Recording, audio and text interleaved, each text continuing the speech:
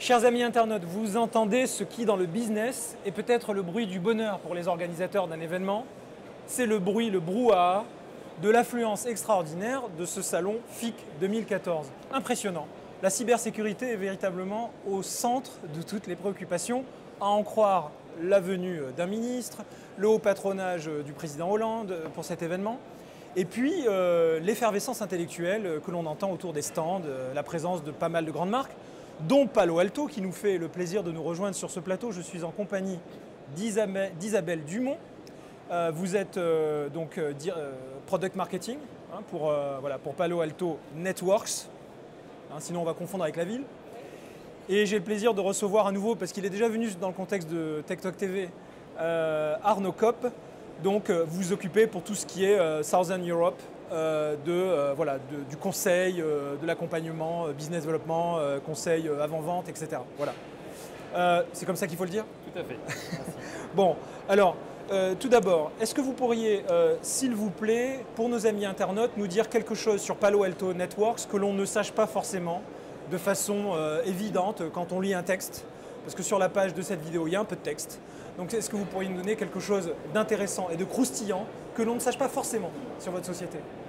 Oui, alors Palo Alto Networks, c'est une société innovante qui est encore très jeune et qui est fondée sur un principe fondamental d'amener une nouvelle solution de sécurité pour des technologies qui n'existaient pas il y a 20 ans quand la plupart des solutions de sécurité ont été développées. Alors, vous dites des solutions de cybersécurité pour des technologies qui n'existaient pas il y a 20 ans. Bon, sous-entendu, de toute façon, tous les 2 mois, il y en a de nouvelles. Bon, alors, quels sont justement les problèmes majeurs liés à la sécurité aujourd'hui que vous voyez émerger et qui justifient ce à quoi vous faites manifestement référence, qui est une forme d'agilité dans l'édition de solutions de sécurité, d'adaptabilité, etc. Alors, qu'est-ce qui justifie que vous vous adaptiez rapidement ? Alors tout à fait. Pour nous, aujourd'hui, l'évolution des technologies nécessite une adaptation des protections constantes. L'innovation auprès des grands penseurs, des nouveaux services Internet est réelle. On voit apparaître des choses comme Twitter, comme Facebook. On a vu ça il y a moins de 20 ans même. Mais en réalité, l'innovation auprès des cyberattaquants, elle est infinie également.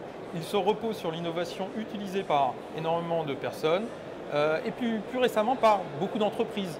Parce que les utilisateurs ont apporté en entreprise énormément de leurs usages. Et les cyberattaquants qui ciblent quand même là où se trouve l'argent, c'est-à-dire les entreprises ou les États qui cherchent à générer plutôt du cyberterrorisme, vont utiliser ces nouveaux vecteurs qui sont arrivés en entreprise. Et l'évolution de la technologie et les protections est un nouveau paradigme que l'on voit dans la sécurité de ces réseaux et de ces infrastructures. Bon, là vous venez d'évoquer subrepticement, là rapidement, mais je vais rester sur la question avec vous n'allez pas vous en tirer comme ça. Vous venez de nous parler de Twitter et de Facebook.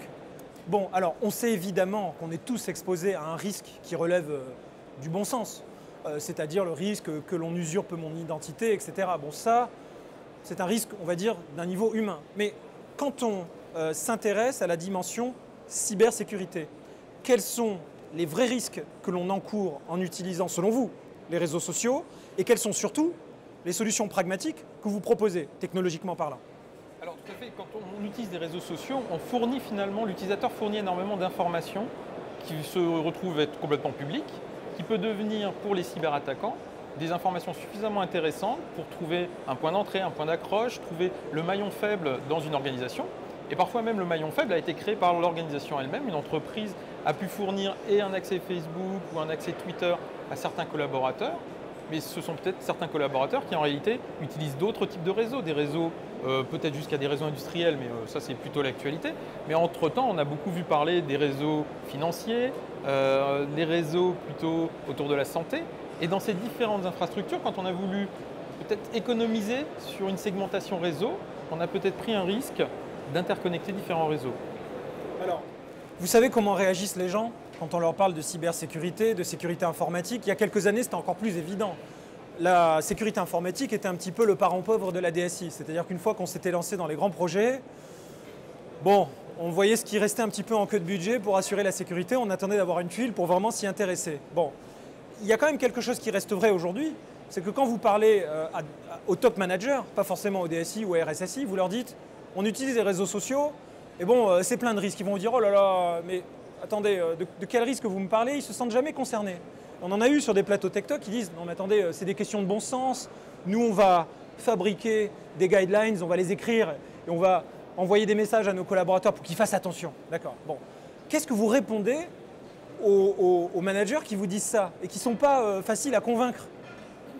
En fait, il suffit de regarder les chiffres. Nous, quand on regarde nos clients, notre parc de clients et qu'on regarde aux statistiques, par exemple, dans les clients dans le domaine de la santé, on a quelquefois des clients où jusqu'à 40% du trafic sur leur réseau, en fait, ce sont des applications qui n'ont rien à voir avec le business de la santé.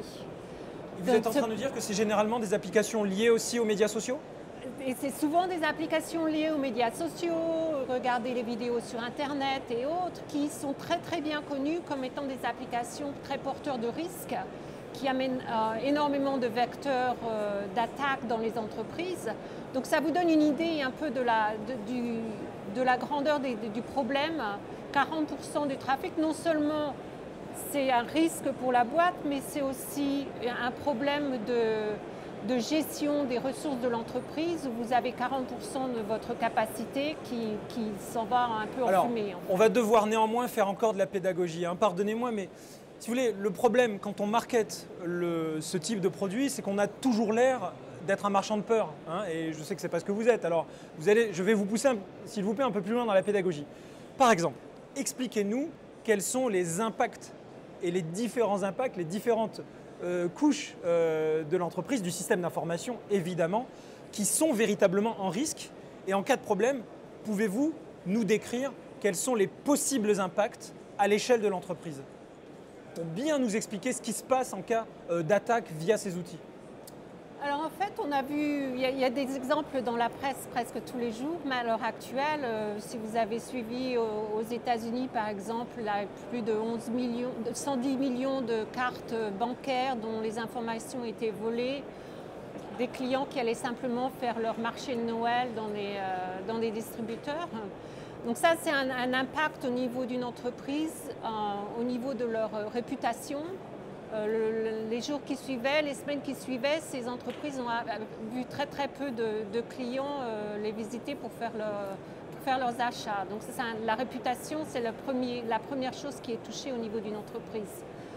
Ça peut toucher des domaines beaucoup plus graves quand on va dans le domaine industriel ou de la distribution de l'électricité ou des transports, où en fait c'est le service lui-même qui est endommagé.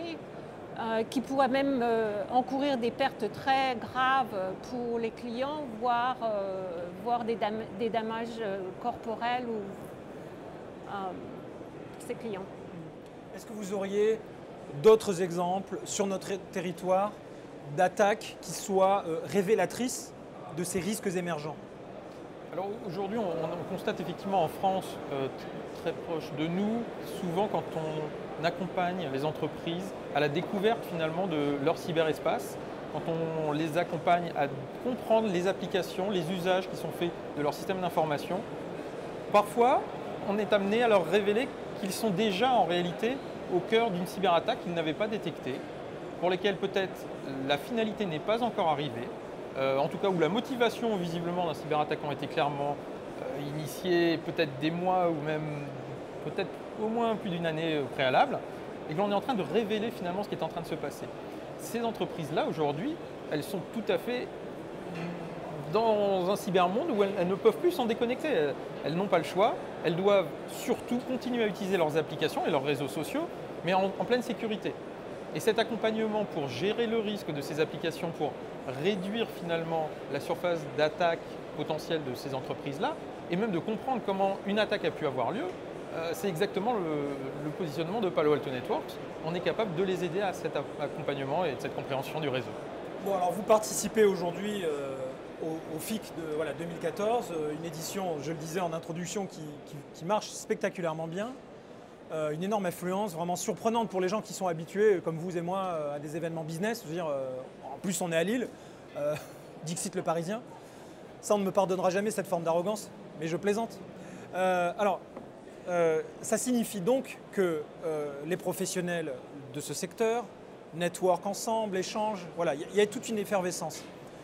si l'on faisait d'une certaine manière appel à l'intelligence collective pour échanger sur les bonnes pratiques en termes de sécurité, etc. Si l'on partait du principe qu'il faut être généreux et transparent pour faire progresser cette problématique. Sur quel message, sur quelle priorité aimeriez-vous, vous, amorcer le dialogue?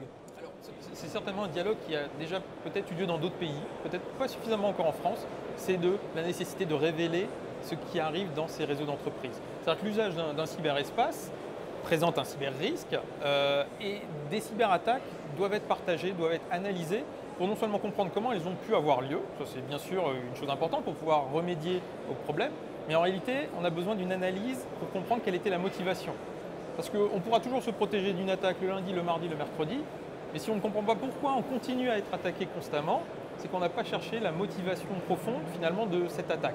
Et une attaque aujourd'hui, c'est très compliqué de savoir qui est réellement à l'origine d'une attaque. Est-ce que ce sont des individus, des activistes, des États, ou quelle est leur motivation finale en fin de compte? Et là, je pense qu'il y a beaucoup de choses encore à développer de ce côté-là. Alors, j'évoque le fait qu'on fasse un effort de communication vers le monde extérieur et qu'on fasse appel justement à cette intelligence collective, pour reprendre d'ailleurs la thématique de réflexion que vous nous avez proposée, à savoir la sécurité dans les réseaux sociaux. Bon, restons dans ce monde des réseaux sociaux.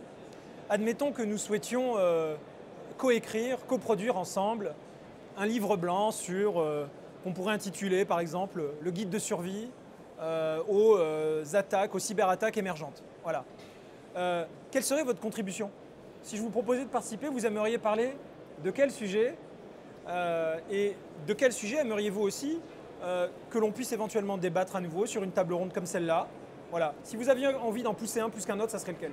Alors nous, le point fort qu'on essaie de promouvoir, c'est la visibilité en fait.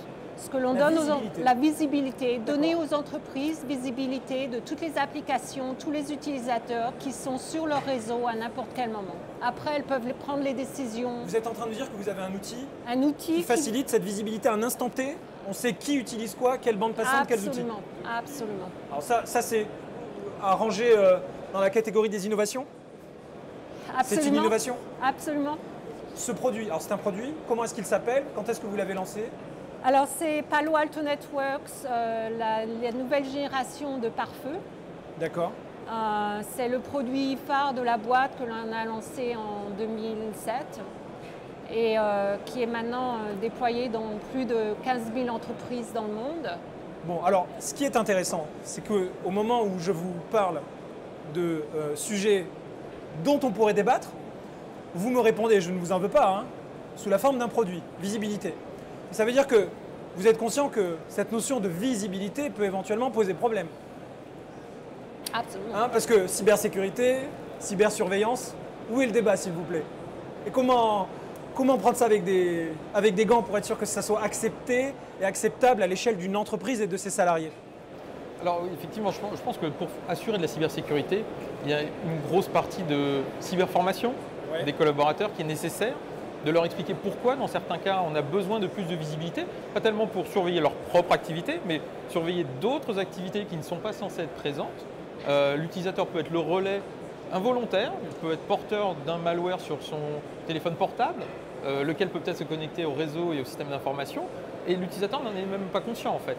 Donc la visibilité, c'est aussi pour donner de l'approche sur le produit. Puisque vous parlez de cyberformation et que vous faites donc référence à la nécessaire évangélisation, la nécessaire pédagogie, dont acte, on vous réinvite, on organise un débat, et puis on fera un peu d'explication de texte. Vous êtes d'accord?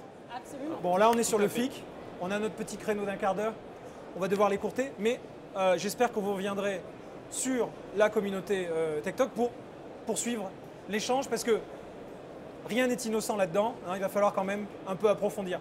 Et donc, chers amis internautes, j'espère que vous nous pardonnerez, parce que c'est ça, hein, les limites d'un événement, on va vite.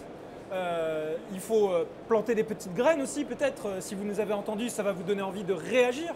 Eh bien, faites comme Palo Alto Networks, faites comme Arnaud, faites comme Isabelle, rejoignez-nous, et puis proposez vos sujets. Et je vous assure, on va les relayer, parce que cette Web TV est la vôtre. Ah merci, à bientôt.